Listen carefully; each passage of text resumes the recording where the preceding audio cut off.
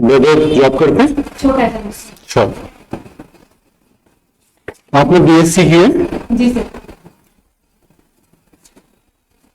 Physics, chemistry and mathematics, good. आजकल एक bill बड़ा न्यूज में है, Rwanda bill of England. Do you know anything about it? जी सर। सर जो यूके में जो इमिग्रेंट्स, इलीगल इमिग्रेंट्स जो आए हैं सर, ये उनको डिपोर्ट करने का मेन बिल है, और जिसके थ्रू सर जो यूके है वो जो इलीगली जो उन्होंने इलीगली जो वहाँ पे सिटीजन आ चुके हैं उनको सर रवांडा भेज रहे हैं, और रवांडा को इसके लिए सर वो कुछ पेमेंट भी कर रहे हैं। तो इसका विरोध क्यों हो रहा है? एमनेस्टी इंटरनेशनल और बहुत सारे दूसरे जो लोग हैं जो ह्यूमैनिटेरियन कॉज के लिए काम करते हैं वो विरोध कर रहे हैं इससे, क्यों? Sir mainly sir humanitarian rights के कारण उनके जो जो जो जो स्वेटर्स हैं जो वहाँ आ चुके हैं इलीगल, उनके ह्यूमैनिटेरियन राइट्स के लिए सर वो लोग विरोध कर रहे हैं। जी सर। ओके, किसी देश की सोशल कैपिटल क्या होती है and how it is helpful for development of that particular country? किसी देश की सामाजिक पूंजी क्या होती है और उस देश के विकास में वो कैसे सहयोगी होती है? सोशल कैपिटल किसी देश की सर जो जो उसकी कम्युनिटीज है उनके बीच में जो रिलेशन है कितना हार्मोनियस है, और जो सोशल स्ट्रक्चर है, डिफरेंट सोशल ऑर्गेनाइजेशंस हैं, फैमिली इंस्टीट्यूशंस हैं सर, ये कितने पीसफुल है सर। ये एक सोशल कैपिटल हुआ किसी कंट्री का, और ये सर उस कंट्री की सर इंटीग्रिटी और हार्मनी के लिए, पीसफुल एनवायरनमेंट के लिए ये जरूरी है। एक स्टेटमेंट में बोलूंगा, आप उसे बताइएगा कि क्या आप उससे सहमत हैं, अगर हैं तो क्यों है, थोड़ा सा उसे इलैबोरेट करिएगा। अगर कानून नहीं होगा तो स्वतंत्रता भी नहीं होगी। If there is no law there is no liberty. You agree? If yes why? उस पर थोड़ा इलैबोरेट कीजिए, अगर नहीं तो क्यों? ये सर अगर लॉ नहीं होगा तो फिर जो मनी एंड मसल पावर वाले लोग होंगे सर वो ही राज करेंगे, मत से राज पे एक तरह से हो जाएगा उस सोसाइटी में। लॉज के आने से सर सबके जो राइट्स है लोगों के उनमें लिमिटेशन लगेंगी, और सर उसके कारण ही सर लोग अपनी लिबर्टी को प्रैक्टिस कर पाएंगे। ठीक है, so law is important for liberty. Without law we can't have any kind of liberty. मुझे लगता है बिना लॉ की लिबर्टी नहीं हो सकती। विदाउट लॉ सर अनाथ किया जाएगी सर। चलिए, कोई एक उदाहरण से मुझे समझाइए, what is the difference between equality of opportunity and equality of outcome. Equality of opportunity और इक्वालिटी ऑफ आउटकम उदाहरण से समझाइए, परिभाषा में नहीं जाना है। इक्वालिटी ऑफ अपॉर्चुनिटी सर ये हुआ जैसे हमने सर आर्टिकल 15 और 16 में जो महिलाएं हैं जो वल्नरेबल सेक्शन हैं सर उनको सर इक्वालिटी ऑफ अपॉर्चुनिटी प्रदान की है। ये तो equality of opportunity. What is equality of outcome? सही बात। My last question is, suppose अगर आप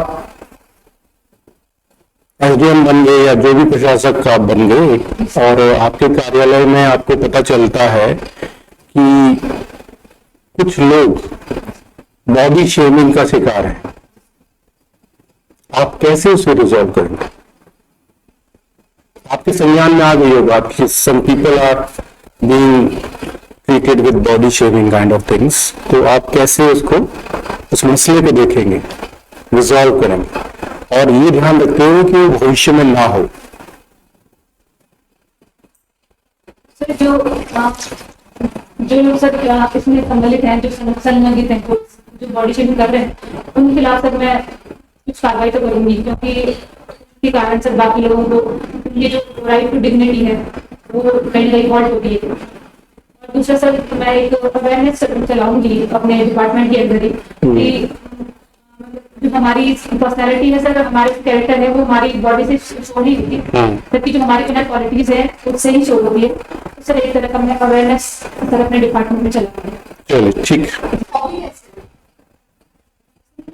डेली मैं रनिंग जॉगिंग करना पसंद करती हूँ, मैं इसे एंजॉय करती हूँ। फिटनेस क्राइटेरिया है, एक लाइफस्टाइल में आ गई ना, hobby is a different thing. आपने इसको हॉबी में ऐसे कैटेगराइज किया?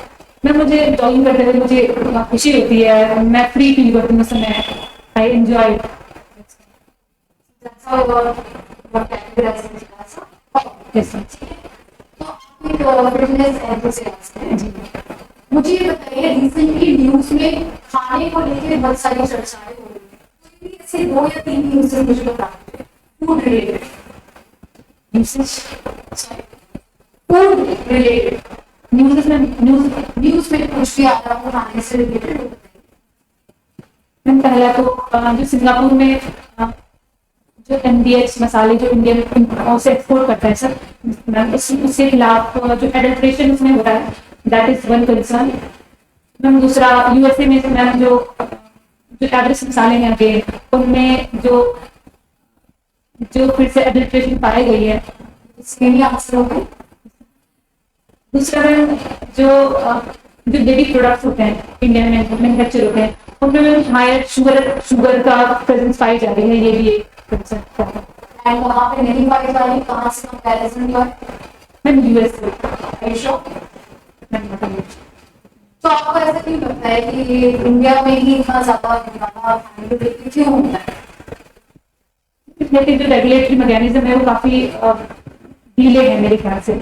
US के EU के यूरोपियन यूनियन के काफी स्ट्रांग होते हैं, वहाँ के सैनिटरी मेजर्स होते हैं वो काफी स्ट्रांग होते हैं, इसीलिए चलिए, अगर आप एसडीएम बन गए पिथौरागढ़ जिले में, आपके क्षेत्र में, आपके यूके, वहां पर आप शाम को किसी गांव में ठहरने सुंदर स्वादिष्ट रोटी खाने, उत्तराखंड सरकार की कोई ऐसी योजना है जिसका इससे संबंध करके हम कहें कि हाँ स्वादिष्ट रोटी जो है पिथौरागढ़ के गाँव में बना सकते?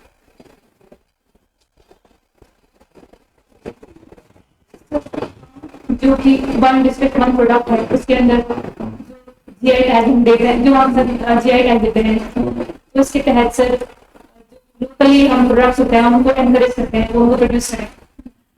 तो फिर जैसे हमने मंडुआ को करा हुआ सर, GI टैग लगा मंडुआ को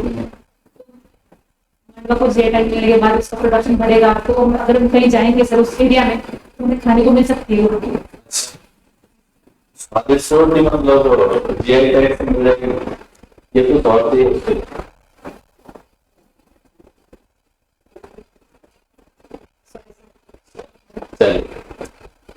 भारत की जो फॉरेन पॉलिसी है रिसेंट में रशिया यूक्रेन सपोर्ट, इजराइल की सपोर्ट, हमारी जो फॉरेन पॉलिसी है वो रिसेंट में चेंज हुई है। अभी हमारी फॉरेन पॉलिसी एक लाइन के अंदर क्लियर कीजिए, what is the stand of India foreign policy? एक लाइन के अंदर क्या होता है? इंडिया की फॉरेन पॉलिसी रियलिस्टिक है और इसमें इंडिया ने अपने नेशनल इंटरेस्ट को प्रायोरिटाइज किया। हैबिट्स बताइए अपनी, hobbies. Sir playing football and playing sports. Playing football and playing sports. Sports e sports. E sports क्या होता है? सर जो गेम डिजिटली खेले जाते हैं, तो वहाँ पे वैलोरेंट आजकल चल रहा है, काउंटर स्ट्राइक हो गया, ये इनको अधिकतर माना जाता है कि बच्चे खेलते हैं। नहीं सर, ये बड़ो गेम सर, पहला तो ये 18+ की रिस्ट्रिक्ट अलाउड है, ये गेम अच्छा लगेगा। सर्किट टूर्नामेंट भी होते हैं सर। ये जो चाइना का गेम था वो बड़ा बैन किया गवर्नमेंट ने, क्या नाम था उसका? PUBG sir, PUBG। तो वो तो अभी भी खेल रहे हैं बच्चे। नहीं सर, उसका सर इंडियन वर्जन निकाल दिया है, BGMI कहते हैं, Battleground mobile India. Same company से हटके वो क्राफ्टिंग की इंडिया कंपनी उसके लीगल राइट लेके लगा उसको करके कॉपी पेस्ट बना दिया। तो आपको क्या लगता है कि इस तरह के गेम बच्चों में प्रमोट किए जाने चाहिए क्या, उनके हेल्थ के लिए, फिजिकल हेल्थ के लिए? क्योंकि बच्चा बाहर नहीं जा रहा है, घर के अंदर कमरे में, स्कूल से आता है बस मोबाइल पकड़ लेता है, क्या फिजिकल और मेंटल हेल्थ के लिए अच्छा है?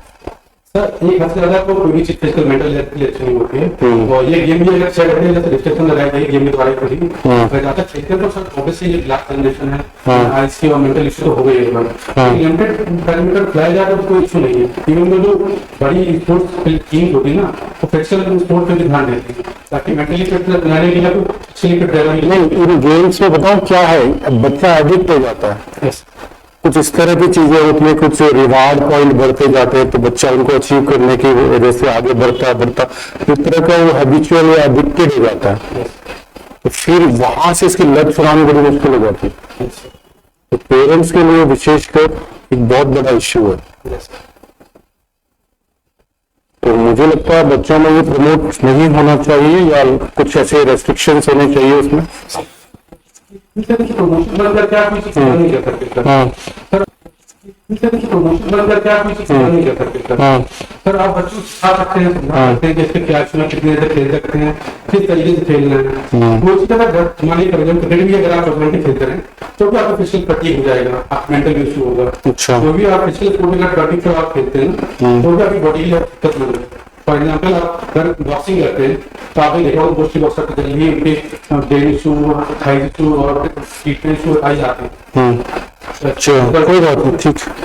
अच्छा द्विवेदी जी, ये बताइए, डू यू थिंक, आपको लगता है कि आज के मॉडर्न एरा में, मॉडर्न युग में रिजर्वेशन वैलिड है?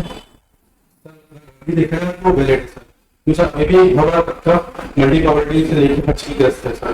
पर सर अभी रिजर्वेशन जिन लोगों को चाहिए उन लोग तो काम दिखा रहा है। जैसे देखा जाए जैसे रोनी कमीशन की रिपोर्ट थी कि यूपी में अकेले 80% रिजर्वेशन 20% से जाती है। सोचिए बाकी कास्टों के लिए कुछ करता ही नहीं। ठीक है, एक व्यक्ति रिजर्वेशन पाके आईएएस ऑफिसर बन गया, फाइनेंशियली वो उसका स्टेटस ठीक ठाक हो गया, और उसका बच्चा भी रिजर्वेशन ले रहा है।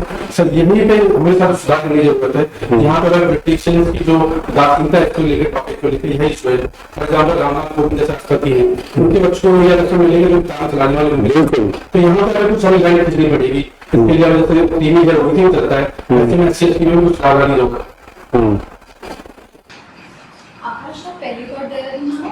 मैं सेकंड टाइम आता हूँ। कोई भी 4 चीजें मुझे देहरादून के बारे में बताइए। मैम लाइक प्लेस कुछ नहीं चाहती है। कुछ भी आपने नोटिस किया हो या आप जानते हो देहरादून के बारे में। सबसे पहला तो जो स्मॉल लेवल का पब्लिक ट्रांसपोर्ट है यहाँ थोड़ा कम लगता है। जैसे रिक्शे वाले होंगे, मतलब वो पर्सनली जाने से ज़्यादा बुकिंग ज़्यादा चलते हैं, तो जनता के लिए थोड़ा इशू की बात है। सेकंड चीज सफाई चाहिए काफ़ी हद तक, पर सस्टेनेबल डेवलपमेंट में जैसे देखा एसडीसी रेंज 36 में रहेंगे तो उत्तराखंड को थोड़ा नालियाँ नालों पर काम करने की जरूरत है जहाँ कूड़ा डला रहता है। ओके। थर्ड दिन की चीज़ है ट्रैफिक लाइट्स का थोड़ा इशू है सब जगह पे। और फोर्थ देखा जाए तो इकोनॉमी सही चल रही है, यहाँ पे इंडिविजुअल वेंडर्स भी सही तरीके से काम कर रहे हैं, बड़े बड़े स्टोर्स भी हैं, तो इकोनॉमी वाइज देहरादून को सही साइड में माना जा सकता है। अब इन चारों को अगर आपके पास रिस्पॉन्सिबिलिटी है मेंटेन करने की, लॉ एंड ऑर्डर्स को मेंटेन करने की, तो आप क्या स्टेप्स ले सकते हैं? सबसे पहले प्रायोरिटी तो क्लीननेस पर दिया जाएगा क्योंकि रिवर्स और इकोलॉजी हम लोग के बहुत जरूरी है। तो कचरा प्रबंधन के लिए जैसे सूरत मॉडल हो गया, इंदौर मॉडल हो गया, ये यूज़ किए जा सकते हैं कि गीला कचरा से लेकर सूरत कचरे को यूज़ करना और उनका सही से रिसाइकलिंग करना, उसका यूज़ किया जा सकता है। काम कर रही है फिर इतना क्यों हो रहा है? इसलिए बोला था क्योंकि अभी भी देखा जाए तो वुमेन्स के प्रति थोड़ा कचरा है ही। अभी भी वो लोग दवाई और चीज आती है सही मौके नहीं दिया जाता। अगर देखा जाए आज स्टडीज में देखा जाए तो टीचर्स की वैल्यू 12% है। आज की 50% पॉपुलेशन से 12% टीचर्स हायर यूनिवर्सिटी में दिखाई जा रही है, तो इसका मतलब कहीं ना कहीं वुमेन रिफ्लेक्स की जा रही है ना अभी। तो इसलिए वो मूवमेंट है कि वुमेन को भी रिकॉग्नाइज कराना कि उनको सेम कैपेबिलिटी है मेंस में, और साथ साथ वुमेन के लिए सेम राइट्स के लिए वर्क बहुत एजुकेशन निकलना है। क्या आप एक फेमिनिस्ट हैं? और मैं ह्यूमनिस्ट कहना कर रही हूँ। सॉरी, ह्यूमनिस्ट कहना कर रही है। अच्छा, आप फेमिनिस्ट नहीं हैं। मैम ह्यूमनिस्ट का डी चुनाव चल रहा है देश में, कई तरह की मुद्दे चर्चा में, ये चर्चा में है, एनालिसिस चर्चा में, ये एनालिसिस है जो पॉइंट बता रहा है। जो लोग भारत के मूल निवासी हैं निश्चित पहले उनका सब लिस्ट चलेगी, यही भारत निवासी है। ये बनी है बनी सर सब में बन गई सर, पूरी इंडिया की भी नहीं बनी। इंडिया की नहीं बनी, ये असम की बनी। यस, ये पूरी इंडिया की बनी और असम की अपडेट की। मीन्स असम की बनी हुई थी, अपडेट भी की गई थी 1974 जब असम का शामिल हुआ था 1950 तक। ओके, मतलब देश में अभी नर्स बनाएंगे यस, तैयारी में। सीए के द्वारा जो सिटीजनशिप था वो कुछ लोगों को दिया, कुछ लोगों की समाप्त भी हो सकती है उससे। नहीं सर, समाप्त सिटीजन हमें सीए का मतलब तो सिटीजन ग्रांट करना है, इससे कोई प्रावधान सिटीजनशिप टेक अवे करने के लिए नहीं है। मतलब की बात हो रही है सिर्फ ह्यूमर। यस यस, ठीक है, ये जिन लोगों को सीए के द्वारा सिटीजनशिप दी गई है, सब लोगों को लीगल ढंग से ऑथराइज किया गया है कि वो इंडिया के सिटीजन है। उससे पहले कौन से वो कानून थे जिनके अंतर्गत वो अपराधी माने गए और सीए से वो बरी हो गए? सर एक तो इंडियन पासपोर्ट एक्ट हो गया सर, और sir migration sir Indian passport act किया एक ही है, बस एक से ज्यादा लोग हैं। है सर। होम मिनिस्ट्री का भी एक लॉ है सर, और प्रोविजन भी है, पर सर मैं भी दिखा पासपोर्ट एक कब का है? सर। कब का है पासपोर्ट? सर 1974 का है सर। समझ लो, जब से पासपोर्ट में नहीं सर, जानते थे सर, उसकी सर ब्रिटिश पॉलिसी फॉलो किया है सर। उसके बाद सर एक तो ब्रिटिश टाइम का ही तो एक्ट होगा। हाँ सर, पर सर मैं करके सर मॉडर्नाइज करके मैंने रिफॉर्म किया। आपको ये पता है कि ब्रिटिश ने कब पास किया? तो सर ब्रिटिश ने कब पास किया पासपोर्ट में, ये पता नहीं। ठीक, ध्यान में दुखा लोग तो जानते हैं। सर कुछ नहीं है। ध्यान दुखा मेडिटेशन की बहुत चर्चा, बुकिंग होती है उत्तराखंड। ध्यान ये नाम मैंने सुना है, है, नाम मैंने सुना है। ध्यान सुना है, यस सर। ध्यान नहीं है। क्या पता कभी जो अधिकारी बनने के बाद आपको जो मौका मिल रहे हैं नहीं जाना चाहूंगा। सारी एक नेगेटिव लगाई गई है। नहीं कुछ सिर्फ मैं के लिए ठीक है, यही करके ले जाना है। मेडिकल सही है। जी चलिए, तो जो मेंटल इसको डिस्टर्ब करने वाले एलिमेंट है आपकी डेट में, वो सबसे ज्यादा क्या है? तो सबसे ज्यादा हो गया सर फेक मैसेज और मिस इन्फॉर्मेशन हो गया सर। इसमें मतलब social media. Yes social media को कंट्रोल करने के लिए क्या लोग हुआ?